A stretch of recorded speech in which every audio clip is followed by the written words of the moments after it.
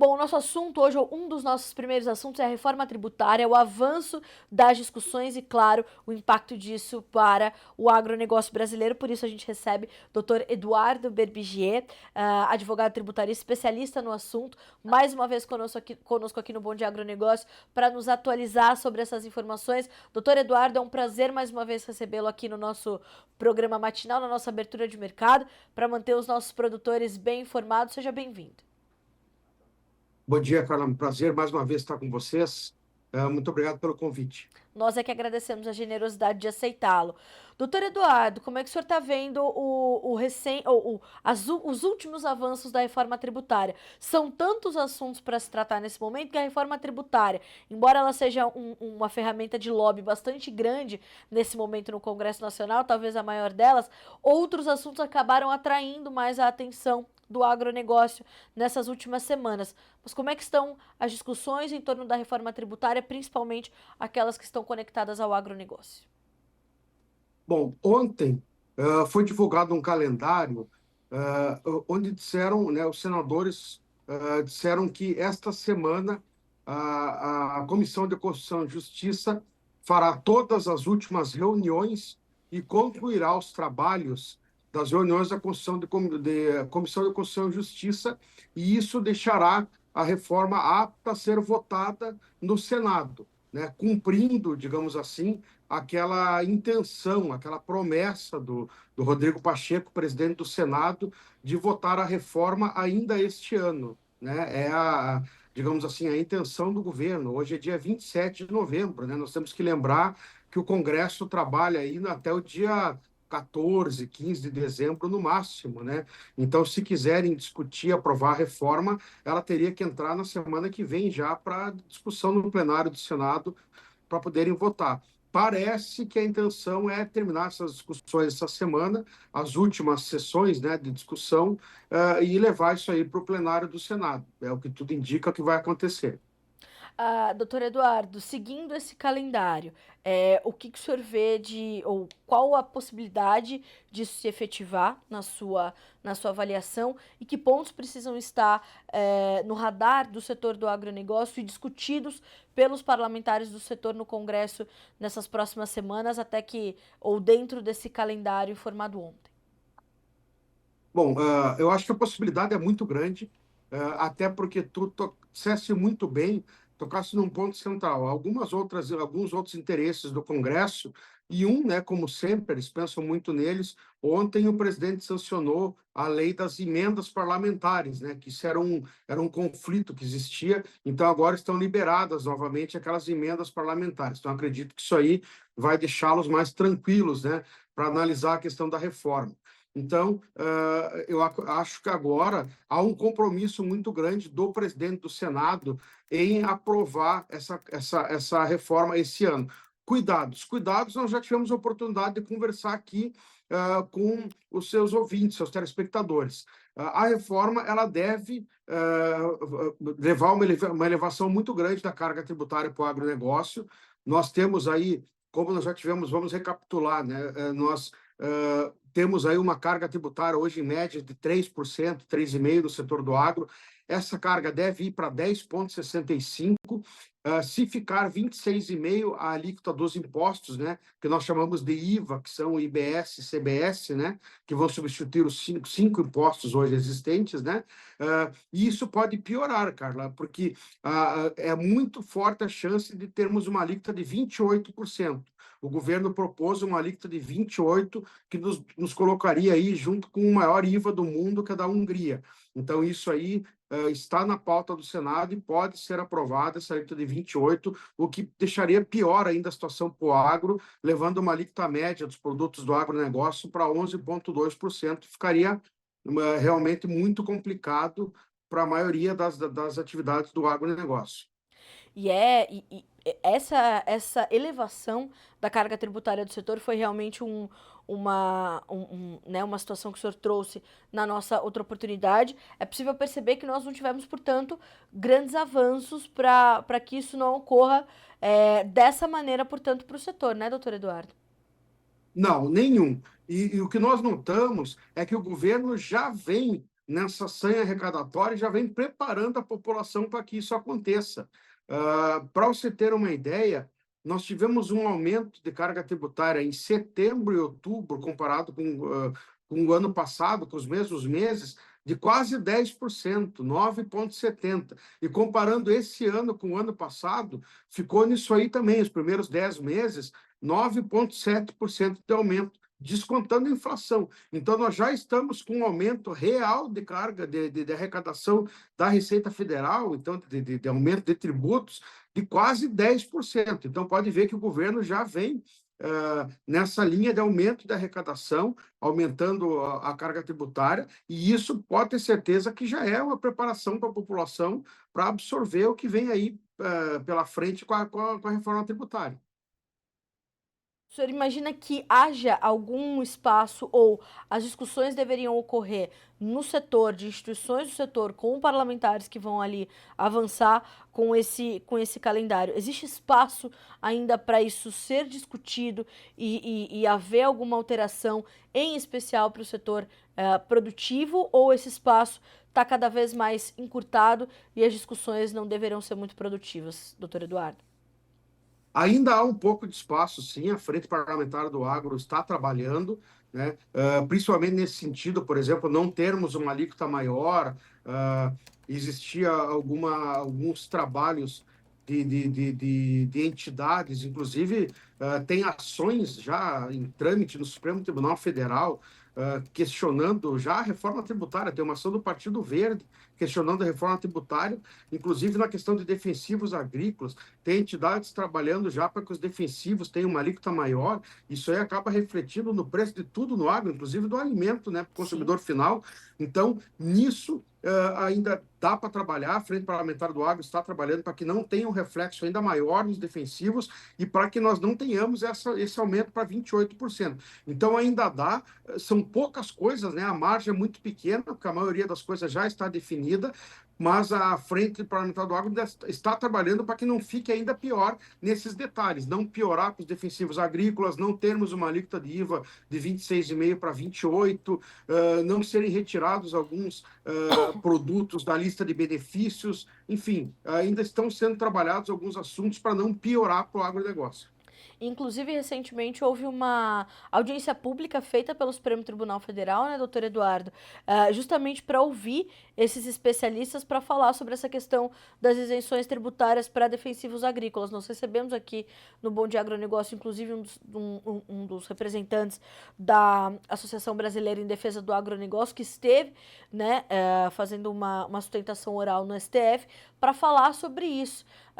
Ou seja, ainda pode também haver essa mudança na tributação dos insumos, em especial dos defensivos, respira ainda essa possibilidade e o agro pode sentir efetivamente esse impacto, portanto.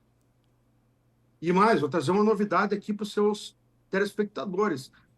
Além dessa ação que teve do PSOL, né, Sim. que vocês discutiram aí, que houve a sustentação oral no Supremo, agora tem mais uma do Partido Verde, na mesma linha, questionando o convênio 100, as isenções que o pessoal já questionou, e questionando agora também alguns dispositivos da reforma tributária já dos defensivos agrícolas, querendo excluir e aumentar a tributação. Então, agora nós temos duas ações do Supremo questionando a questão dos defensivos agrícolas, né, e querendo excluir isso dos benefícios, né, até da reforma, mas que mesmo com os supostos benefícios da reforma, ainda aumentam a carga tributária comparando com a nossa realidade de hoje. E mesmo assim, existe essa ação do PV, essa nova, agora, depois da do PSOL, é a ação da semana passada, questionando isso. Então, nós temos duas ações questionando esses benefícios. Quer dizer, são duas ações que são um tiro no pé,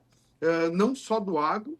Eu costumo usar um termo forte, desculpe dizer isso, mas é uma burrice, porque o que vai contra o agro vai contra o que produz alimento, então isso vai encarece o alimento para a população, né, para o consumidor final, a pessoa que compra o alimento lá no supermercado. Então essas duas ações não têm sentido nenhum. Então temos duas ações do Supremo Tribunal Federal agora discutindo isso. Isso é muito grave, porque essa é uma discussão antiga, muito antes de começar a discussão da reforma tributária, né, doutor Eduardo? O senhor que é um experiente advogado tributarista sabe que essa discussão, ela sobre os insumos agropecuários de uma forma geral, mas sobre, de uma forma específica, mas de uma forma geral, muito se questionou, o agronegócio não paga impostos. Esse discurso, ele é antigo, né? E é possível perceber que ainda também ventila nessas discussões todas, quando nós estamos tão avançados em discussões em torno da reforma tributária, discursos como esse. Como é que a gente consegue combater esse tipo de informação, inclusive mostrando toda a carga tributária que já está posta sobre o setor produtivo? Exato, você tem toda a razão. Nós temos que mostrar a realidade. Teve um artigo no Conjura, esses tempos, muito interessante, de um advogado tributarista chamado Fábio Calcini, onde ele explica muito bem essa questão. Os incentivos que os outros países dão, inclusive a Europa, que são maiores do que o do Brasil, inclusive subsídios. O Brasil, se não tiver algum nível de incentivos, não consegue competir. E outra, vários incentivos não são para os grandes produtores, como a oposição, a posição que eu digo, muitos partidos de esquerda querem fazer a população crer até para jogar contra o agronegócio. Não é isso.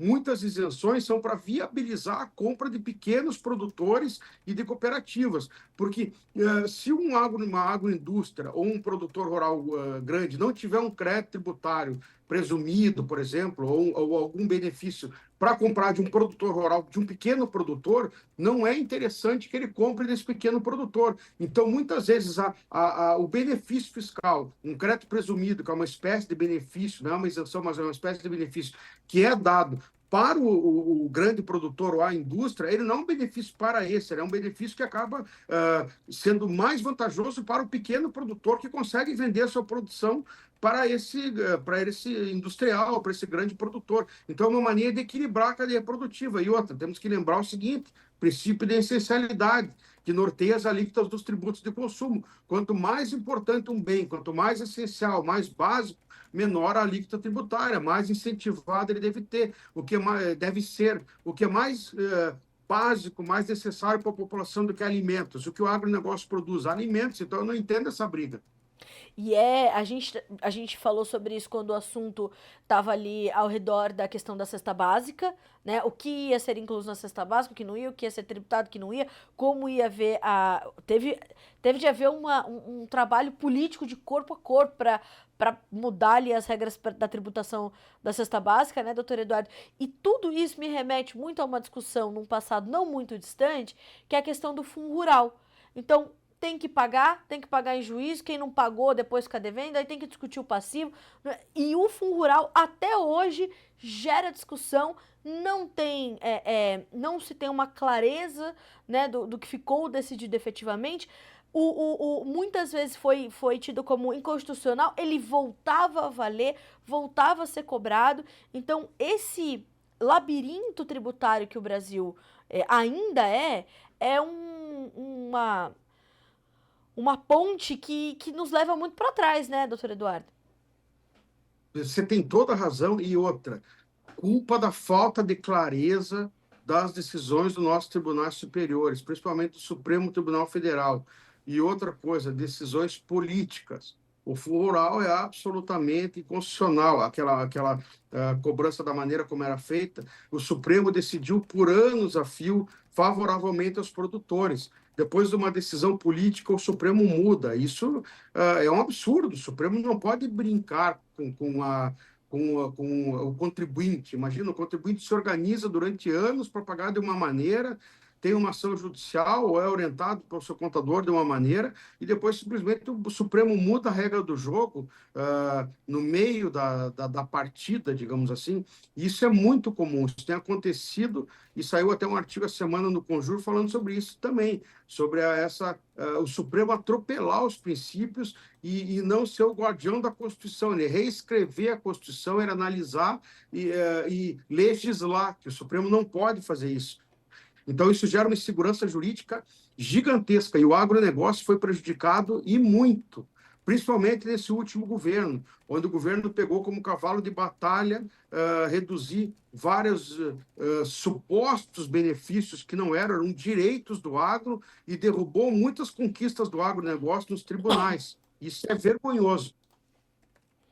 E se a gente avaliar ainda o que aconteceu pontualmente, se a gente olhar para o estado do Goiás, por exemplo, onde outros tributos estaduais foram ali colocar a taxa do agro, não, não vão taxar, pode pagar, não pode pagar, é voluntário. Além de toda essa discussão, pensando no sistema tributário nacional, né, doutor Eduardo, a gente ainda tem, pontualmente, alguns estados também mexendo nos seus tributos para o setor, o que podem onerar ainda mais o produtor, e isso invariavelmente quer dizer comida mais cara no supermercado para o brasileiro. Já é um reflexo, perfeito, você tocou num ponto essencial, já é um reflexo da reforma tributária, já é um aumento da carga. Por quê? A reforma tributária, o IBS, que vai ser o Imposto sobre Bens e Serviços, ele vai ter um comitê gestor, né, que vai distribuir esse dinheiro. E os estados vão ter uma participação de acordo com a sua arrecadação agora.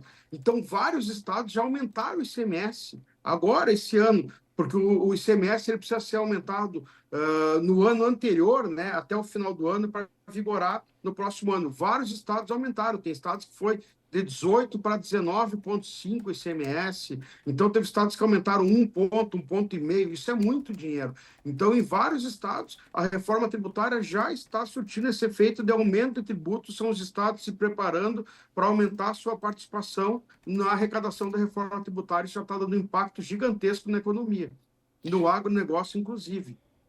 Doutor Eduardo, o senhor entende que nós temos, embora a gente tenha um trabalho ainda muito forte, é, crescente da Frente Parlamentar da Agropecuária, que é essencial para a gente entender o resultado da reforma tributária impactando no agronegócio, mas ainda falta aos parlamentares, na hora de discutir a reforma tributária, essa sensibilidade para entender o setor produtivo de uma outra maneira, para entender que há particularidades desse setor que precisam ser consideradas e não podem entrar num mesmo balaio das outras discussões, falta ainda clareza aos parlamentares sobre essas particularidades do agronegócio?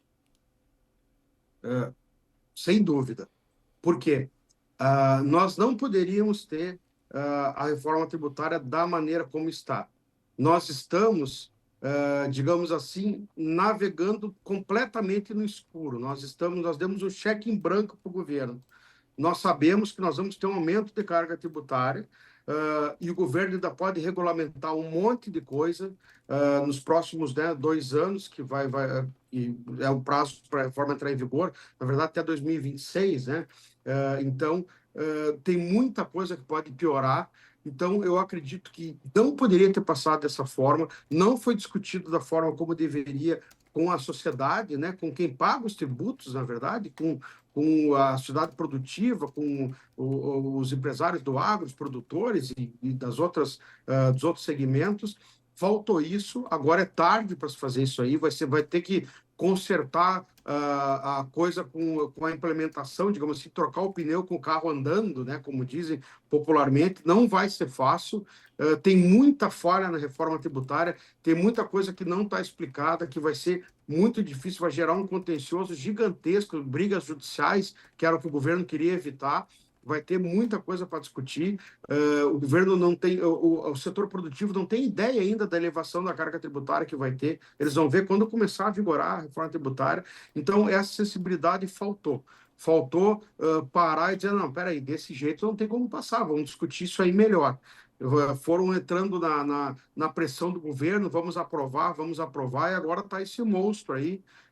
Não tem muito o que fazer, como eu te disse, tem 2, 3 coisas que a frente parlamentar pode fazer agora no Senado e vai passar desse jeito.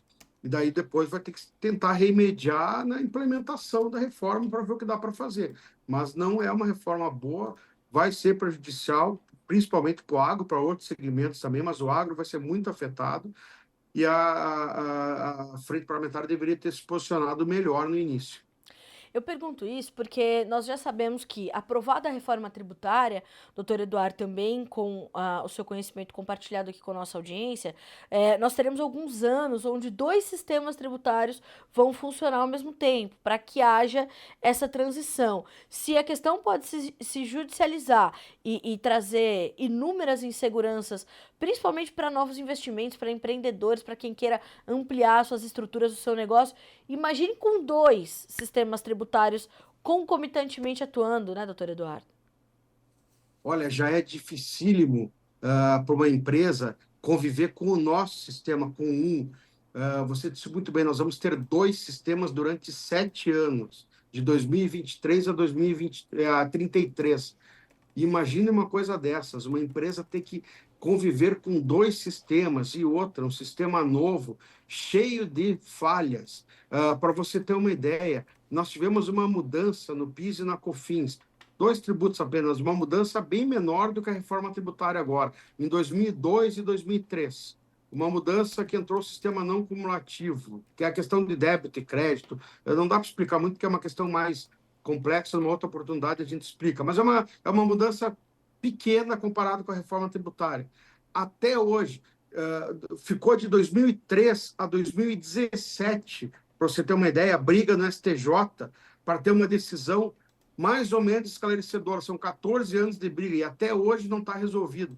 Imagine 17 anos de briga nos tribunais, numa mudança pequena dessas. Imagina numa reforma tributária. Quantas décadas nós vamos ter de briga nos tribunais para resolver um monte de coisa que eles mudaram, com vários erros, com várias coisas que não são claras. Para você ter uma ideia, só no CARF, que é o Tribunal da Receita, a gente chama, né, Sim. administrativo, é o último, tem quase 1 trilhão de contencioso de PIS e COFINS por causa dessa mudança. Imagina o que vai acontecer com a reforma. Exatamente. Doutor Eduardo, quero muito lhe agradecer pela companhia, pelas atualizações para esse assunto, para os pontos de alerta que o produtor tem que estar observando nesse momento. Então, muito obrigada mais uma vez. É sempre um grande prazer receber o senhor e a sua experiência e principalmente essas sinalizações para que o nosso setor entenda como é que as discussões estão correndo e como isso pode impactar o dia a dia deles. O senhor tem portas abertas sempre aqui no Notícias Agrícolas no Bom Dia Agronegócio. Volte mais vezes. Eu que agradeço, você sabe que eu gosto muito de falar contigo, com Notícias Agrícolas, com os seus telespectadores. Para mim é uma grande satisfação, contem sempre comigo. Obrigado pela oportunidade. Tenha uma ótima semana. Obrigada. Ao senhor também, ótimo trabalho. Nós gostamos muito de ter o senhor aqui também. Obrigada, bom restinho de semana para o senhor. Bom trabalho, que não é pouco, hein, doutor Eduardo? Tem bastante coisa para fazer. Obrigada, viu? Tá, obrigado.